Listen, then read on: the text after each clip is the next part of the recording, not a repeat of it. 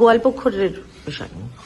জায়গার নাম গোয়ালপুকুর, যেখানে বহু সংখ্যায় বাংলাদেশি অনুপ্রবেশকারী আছে, যারা গোয়ালপুকুরকে প্যাসেজ করে ঝাড়খণ্ডের ডেমোগ্রাফি বদলে দিচ্ছে।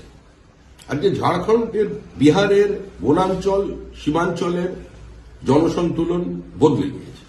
এই বাংলাদেশি অনুপ্রবেশকারীদের নামই আমাদের রাজ্যের মুখ্যমন্ত্রী এবং তার দল ভোটার লিস্টে রেখে দিতে চায়। এদের নাম বাদ দেওয়া নিয়ে যত আপত্তি এবং তৃণমূল কংগ্রেসের আশঙ্কা, তার থেকে বিভিন্ন জায়গায় আক্রমণ। আজকে অনুপ্রবেশকারীরা এবং তৃণমূল কংগ্রেসের ঔদ্ধত্য এমন জায়গায় পৌঁছে গেছে যে সরকারি অফিস তারা আগুন দিয়ে দিল। এর ক্ষতিপূরণ কে দেবে?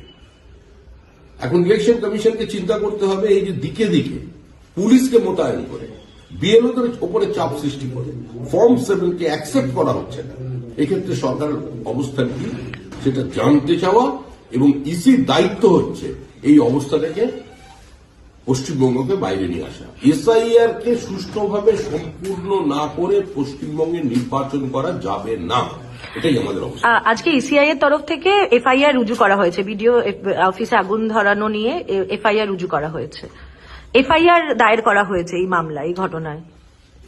ইলেকশন কমিশনের দায়িত্ব হচ্ছে পশ্চিমবঙ্গের মানুষকে একটা ত্রুটিমুক্ত ভোটার লিস্ট উপহার দেওয়া, এটাই মানুষের দাবি। আর সেটা করার দায়িত্ব, তার দায়বদ্ধতা ইলেকশন কমিশনের। তারা তাদের দায়িত্ব পালন করবে, এটা আমরা মনে করি।